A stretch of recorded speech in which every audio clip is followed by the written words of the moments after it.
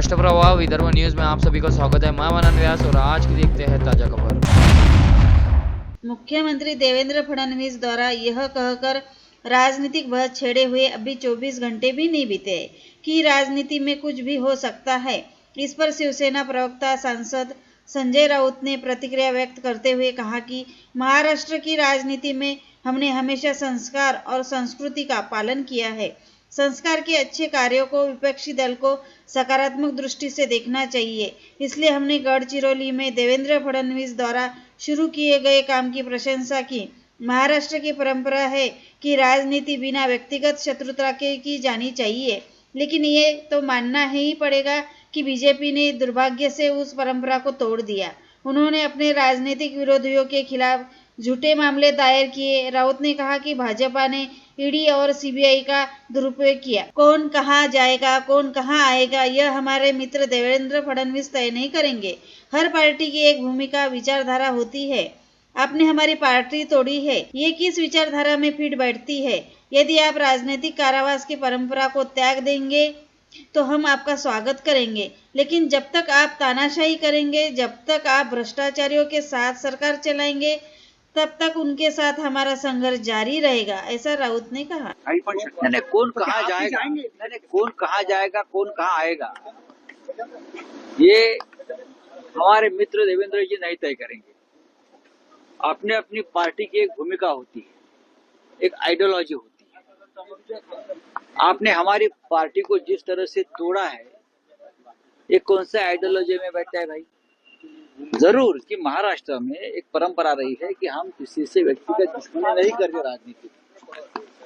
क्या एजेंसीज का मिसयूज करके किसी को जेल में डालो, किसी के फैमिली को तकलीफ दो, ये शुरुआत जब से भारतीय जनता पार्टी सत्ता में आई है तब से हुई है कि आपने राजकीय विरोधी को झूठे मुकदमे, झूठे अपराध में डालकर जेल में डालो, खत्म करो। अगर ये परंपरा आप तोड़ने जा रहे हो तो हम आपका स्वागत करेंगे, लेकिन राजनीति में जंग जारी रहेगा जब तक आप तानाशाही, हाँ, या जिस प्रकार के भ्रष्टाचारियों को साथ लेकर आप सरकार चला रहे हो, ये जब तक चलेगा तब तक हमारा एक राजनीतिक जो संघर्ष है वो जारी रहेगा। नागपुर में मुख्यमंत्री देवेंद्र फडणवीस ने आज शिवसेना उद्धव ठाकरे समूह के नेता संजय राउत पर टोल लगाया। फडणवीस नागपुर में सरकारी मेडिकल कॉलेज और मेयो अस्पताल का दौरा करने के बाद पत्रकारों से बात कर रहे थे। शुक्रवार को नागपुर में हुए एक इंटरव्यू में देवेंद्र फडणवीस ने कहा था कि उद्धव ठाकरे पहले मेरे दोस्त थे, अब राज ठाकरे दोस्त है। शनिवार को जहां संजय राउत ने फडणवीस की आलोचना करते हुए कहा कि भविष्य में कौन सी पार्टी किस पार्टी के साथ जाएंगी, इसका फैसला देवेंद्र फडणवीस नहीं करेंगे। फडणवीस ने उनकी पार्टी तोड़ दी, ये कौन सी विचारधारा है, ऐसा प्रश्न किया था। जब मीडिया ने फडणवीस से उनकी प्रतिक्रिया मांगी तो उन्होंने कहा, संजय राउत ने अपनी राय व्यक्त की, मैंने इंटरव्यू में अपनी राय व्यक्त की, मैं किसी के सवाल का जवाब देने के लिए बाध्य नहीं हूँ। अगर कोई बोलता है तो उसके बयान पर राय व्यक्त करने के लिए मैं खाली नहीं हूँ। फडणवीस ने कहा कि राउत खाली पीली है, लेकिन मैं खाली पीली नहीं हूँ। मी काय बांधील थोडी आहे की त्यांच्या याच्यावर मत व्यक्त करायला, ते रिकामटेकडे आहेत, रोज बोलतात, मी काय रिकामटेकडा थोडी आहे। संतोष देशमुख हत्याकांड मामले में आज बीजेपी विधायक सुरेश धस ने पहली बार सीधे विधायक धनंजय मुंडे का नाम लेते हुए उन पर निशाना साधा है। उन्होंने धनंजय मुंडे पर कई तरह के आरोप लगाए हैं और उनकी तुलना आका से की है। सुरेश धस कई भाषणों में धनंजय मुंडे को आका कहकर बुलाते थे। आज उन्होंने इस आका की फोटो सीधे जनसभा में दिखाई। वह धाराशिव में एक जन आक्रोश सभा में बोल रहे थे। खबर है कि 3 दिन में 890 करोड़ की ड्रग्स मिली है। ड्रग्स कोई दवा नहीं है, बहा में इंजेक्ट करते हैं, फिर पूरी रात बांगो बांगो, अब दम मारो दम पुराना है, बांगो बांगो भी पुराना है। मुझे नई फिल्म के गाने नहीं पता, लेकिन इस मामले में कैलाश सानप आंधळे को 1.5 साल हो गए हैं गिरफ्तार किए हुए। ये धनंजय मुंडे और उसकी तस्वीर सभा में दिखाकर यही है आका, ऐसा भर सभा में धस ने कहा। उन्होंने धनंजय मुंडे की आलोचना करते हुए कहा, 7 लोगों पर मकोका लगाया गया है, बाकी 8वें को भी मकोका लगाया जाना चाहिए। आगामी स्थानीय निकाय के चुनाव में उभाटा के नेता संजय राउत ने कहा कि हम मुंबई से नागपुर तक नगर निगम चुनाव अपने दम पर लड़ने जा रहे हैं। हमें एक बार कोशिश करनी होगी। हम नगर निगम चुनाव अपने दम पर लड़ने जा रहे हैं। नागपुर उद्धव ठाकरे ने हमें इस संबंध में संकेत दिया है कि हम निर्णय ले रहे हैं कि मुंबई, ठाणे, नागपुर में कार्यकर्ताओं को कब मौका मिलेगा। यह पार्टी के विकास के लिए उपयुक्त है। हमें नगर निगम, जिला परिषद और नगर पंचायत में अपने दम पर चुनाव लड़ना होगा, संजय राउत ने कहा।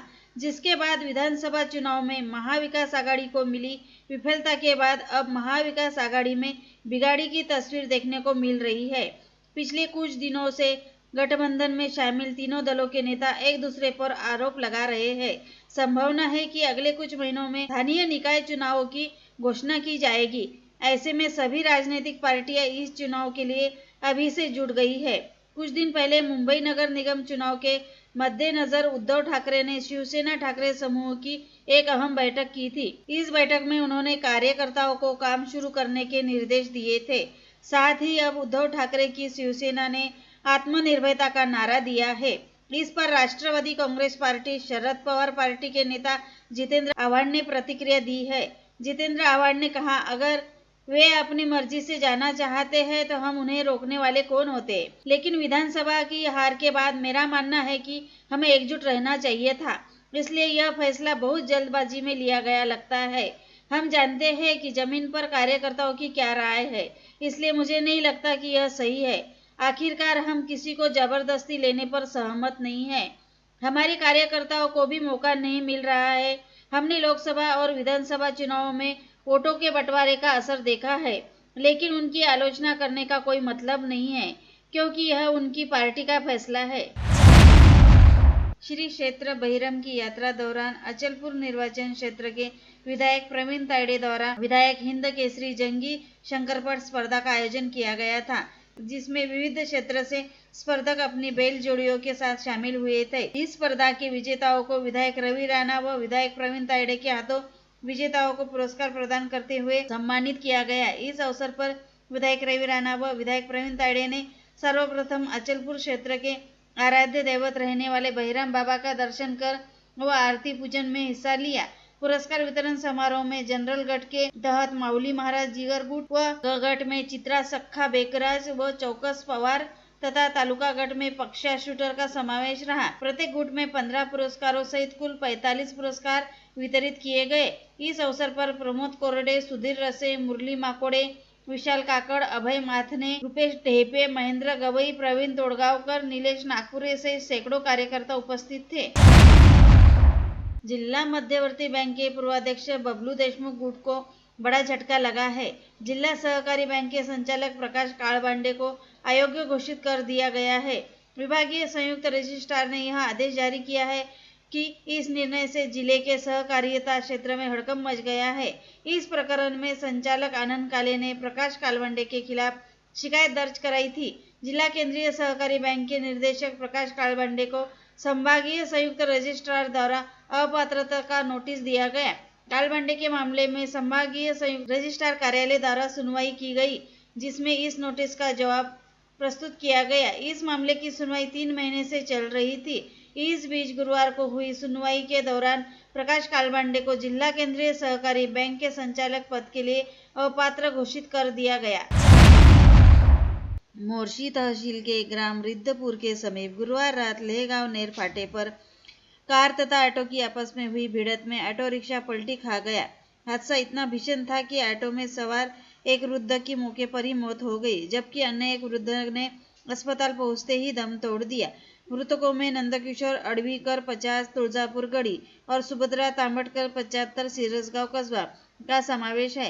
हादसे में ऑटो चालक सहित 8 अन्य बुरी तरह से घायल हो गए। सभी घायलों को जिला सरकारी अस्पताल में रेफर किया गया है, जिसमें शकुंतला तांबटकर 75 नामक वृद्ध की हालत चिंताजनक है।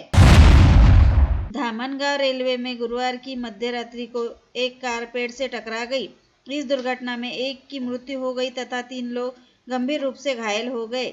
मृतक का नाम जलगांव आरवी निवासी गणेश गजानन शेलके है। यह दुर्घटना दत्तापुर के अग्रवाल पेट्रोल पंप के पास घटित हुई। जानकारी के मुताबिक शिकायतकर्ता जगदीश शेलके जलगांव आरवी में रहता है और खेती का काम करता है।